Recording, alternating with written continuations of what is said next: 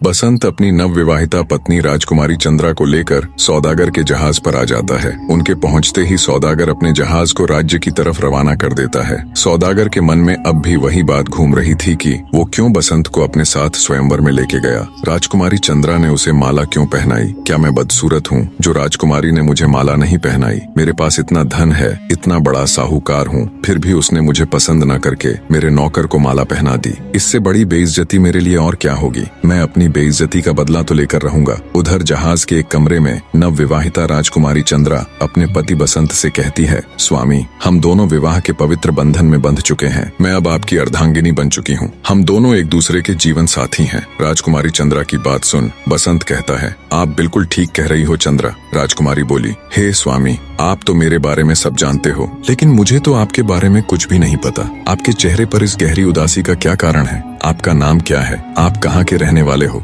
और स्वामी, आप इस सौदागर के पास कैसे आए? राजकुमारी चंद्रा ने एक साथ ढेरों सवाल बसंत के सामने दाग दिए। उसकी बात सुन बसंत बोला, हे राजकुमारी, मेरी कहानी बहुत ही दुख भरी है। आप क्यों मेरे दबे हुए जख्मों को फिर से हरा करना चाहती हो? बसंत की बात सुन राजकुमारी चंद्रा बोली, नहीं स्वामी, आपका जो भी दुख सुख है वो मेरे साथ बांटिए। मुझे आपके बारे में सब जानना है। राजकुमारी की जिद देख बसंत कहता है, तो सुनो राजकुमारी, मैं धारा नगरी के राजा खड्ग सिंह का छोटा बेटा बसंत हूँ। मेरे बड़े भाई का नाम रूप था। बचपन में ही हमारी माता का स्वर्गवास हो गया। इतनी बात सुन राजकुमारी चंद्रा बोली, ओहो स्वामी, ये तो बहुत दुख की बात है। बसंत आगे कहता है, चंद्रा, हमारे दुखों का अंत यही नहीं हुआ। इसके बाद हमारे पिता ने दूसरी शादी कर ली। एक दिन हम दोनों भाई खेल रहे थे। खेलते खेलते हमारी गेंद मेरी मौसी के महल में चली गई। मेरा भाई रूप जब गेंद लेने गया तो मेरी मौसी ने मेरे भाई पर झूठा आरोप लगाकर मुझे और मेरे भाई दोनों को नगर से निकलवा दिया। इतना सुन राजकुमारी चंद्रा दुखी हृदय से कहती है, ये तो आपके साथ बहुत ही बुरा हुआ स्वामी। बसंत बोला, आगे सुनो चंद्रा। हम दोनों भाई भटकते भटकते जंगल में पहुंच गए। वहाँ हम दोनों भाई एक पेड़ के नीचे सो गए। जब मैं सोकर उठा तो मुझे मेरा भाई रूप कहीं भी नजर नहीं आया। राजकुमारी चंद्रा बोली, क्या? बसंत बोला, हाँ चंद्रा, पता नहीं मुझे छोड़कर मेरा भाई कहाँ चला गया। क्या पता उसे किसी जंगली जानवर ने उठा लिया या उसके साथ क्या हुआ। मैंने अपने भाई को बहुत ढूंढा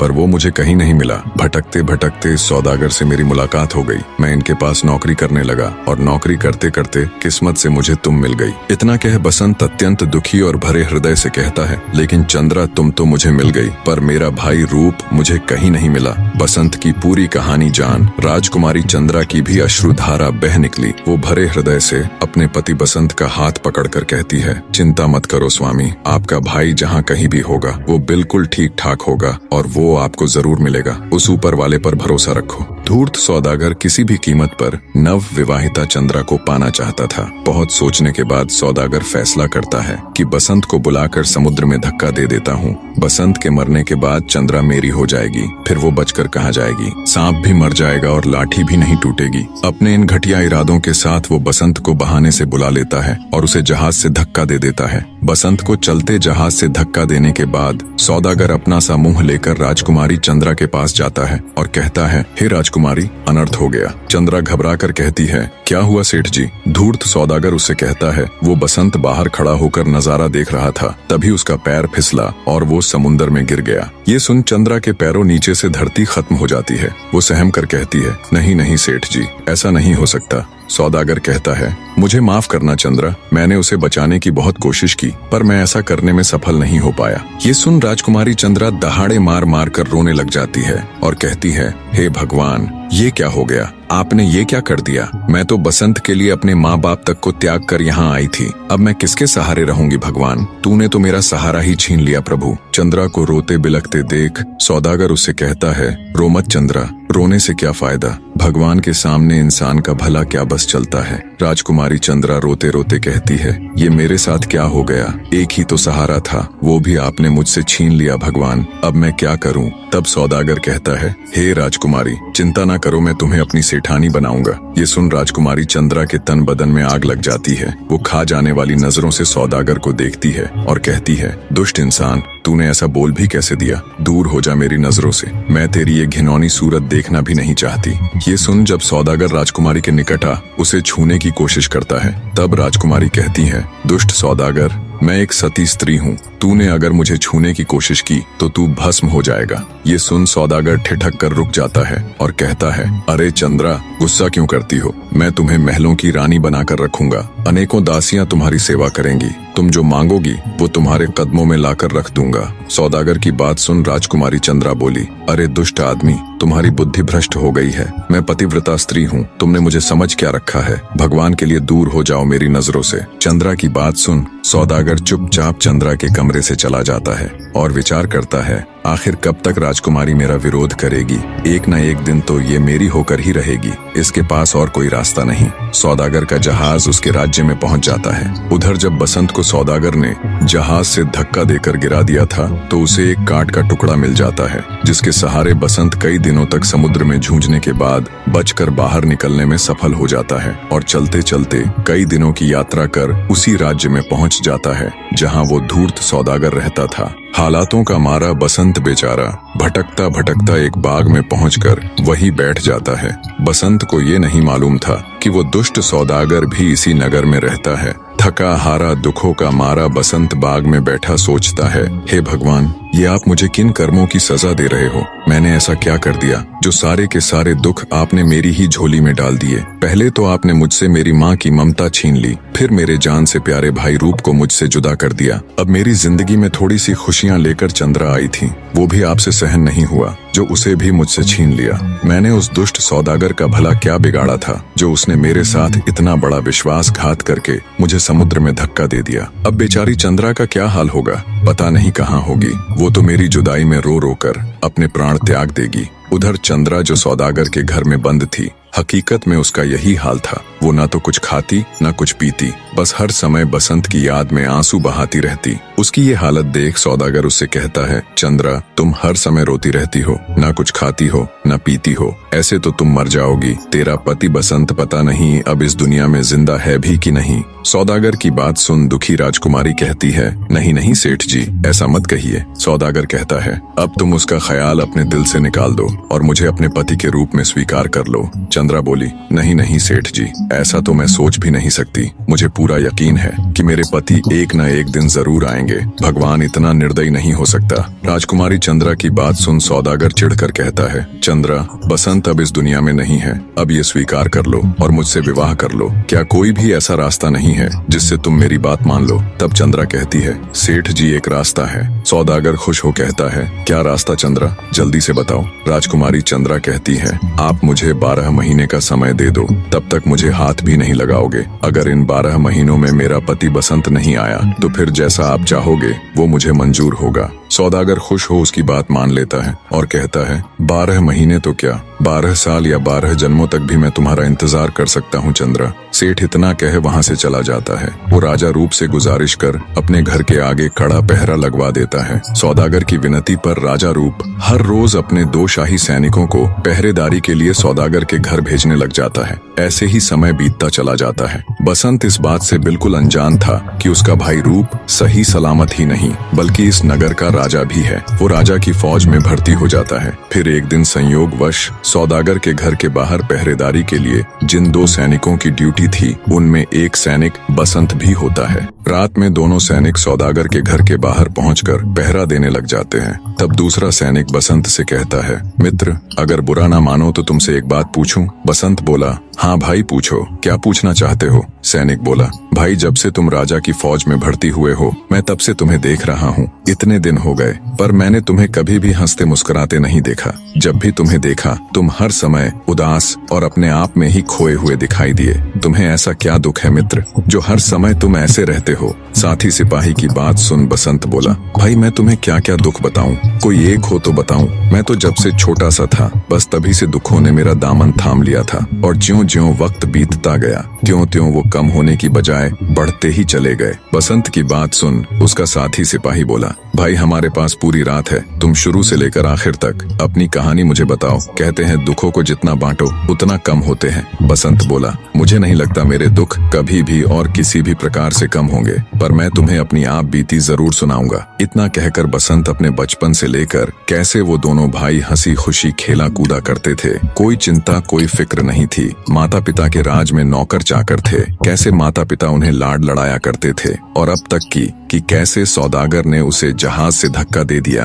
और फिर वो बचकर राजा की फौज में शामिल हो गया। सारी दास्तान अपने साथी सिपाही के आगे बहते अश्रुओं के साथ कह सुनाता है। साथी सिपाही भी उसकी दास्तान सुन भाव विभोर हो उठता है और कहता है, सच में मित्र, तुम्हारी दास्तान तो बहुत दर्द भरी और रुला देने वाली है। उधर घर के अंदर बंद राजकुमारी चंद्रा भी गुमसुम बैठी हुई थी। बाहर जब बसंत अपनी आप बीती सुनाना शुरू करता है तो जानी पहचानी कहानी सुन राजकुमारी चंद्रा के भी कान खड़े हो जाते हैं। वो रात के सन्नाटे में बसंत की आप बीती के रूप में दर्द भरे शब्द सुन लेती है। पूरी दास्तान सुन राजकुमारी चंद्रा के भी रोंगटे खड़े हो जाते हैं। उसका मुरझाया चेहरा कहानी सुन हल्की सी उम्मीद और आश्चर्य के साथ खिल उठता है। राजकुमारी चंद्रा सोचती है, ये जो पहरे पर दास्तान सुनाने वाला सिपाही है, या तो निश्चय ही ये मेरे पति बसंत है या फिर उनके बड़े भाई रूप। अगर इस बात का भेद सौदागर को लग गया तो पता नहीं फिर से वो क्या जालसाजी कर दे। इन सब बातों का भेद तो राजा के सामने ही खोलना चाहिए।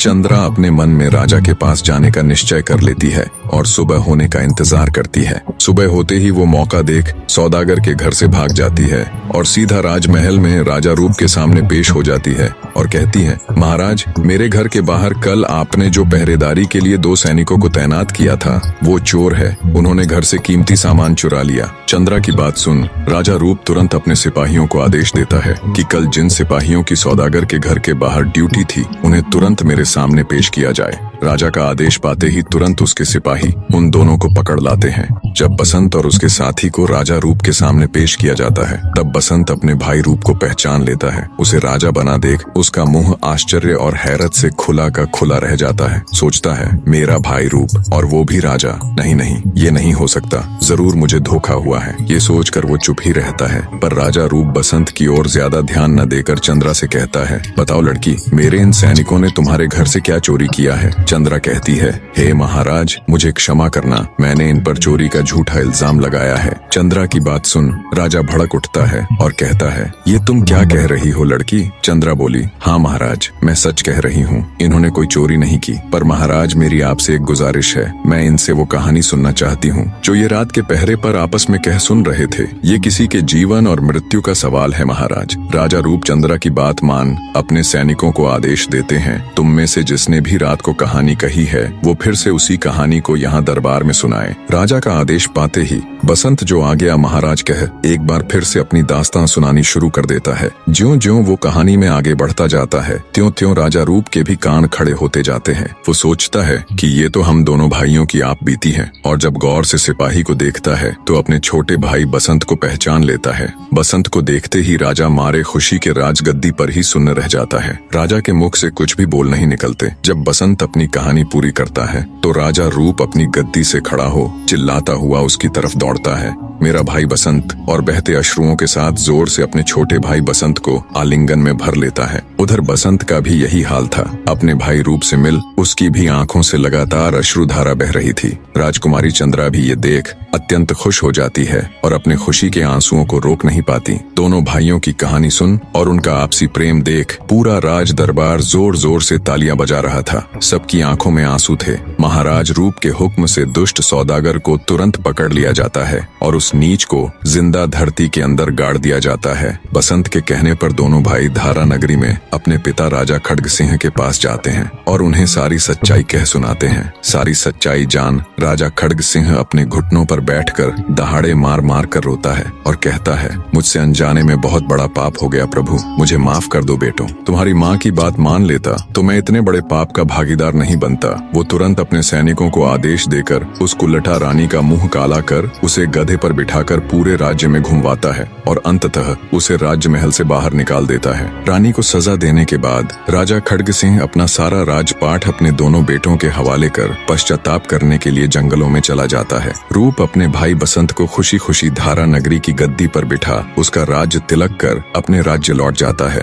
राजा बसंत हाथ जोड़कर इन सब के लिए भगवान का शुक्रिया अदा करता है और खुशी खुशी राजकुमारी चंद्रा के साथ एक सुंदर जीवन व्यतीत करता है। कहानी का निष्कर्ष बताने से पहले मैं आप सबका एक बार फिर से कहानी में अंत तक बने रहने के लिए तहे दिल से धन्यवाद करता हूँ। निष्कर्ष, ये सिर्फ एक कहानी नहीं थी, यह प्रेम, त्याग, न्याय और नियति के संघर्ष की एक अद्भुत गाथा थी।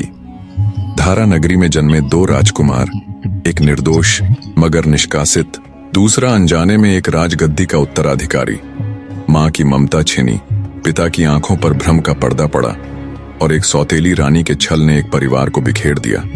लेकिन नियति को कोई रोक नहीं सकता। जो बिछड़े थे वो फिर मिले, जिसने धोखा दिया उसे अपने कर्मों की सजा मिली, और जिसने सच्चे प्रेम, निष्ठा और संघर्ष का रास्ता अपनाया उसने अंततः अपना अधिकार प्राप्त किया। इस कहानी ने हमें सिखाया, सच्चाई और न्याय की जीत हमेशा होती है, धोखे और छल का अंत निश्चित है। भाइयों का प्रेम अटूट होता है, वक्त चाहे कितना भी कठिन क्यों ना हो। हौसले और ईमानदारी से इंसान अपनी तकदीर बदल सकता है। और इस तरह एक गहरी साजिश से निकला एक युग प्रेम और न्याय की गूंज के साथ समाप्त हुआ। अगर आपको ये कहानी पसंद आई तो इसे अपने दोस्तों के साथ जरूर शेयर करें, क्योंकि कहानियां सिर्फ सुनी नहीं जाती बल्कि महसूस की जाती हैं।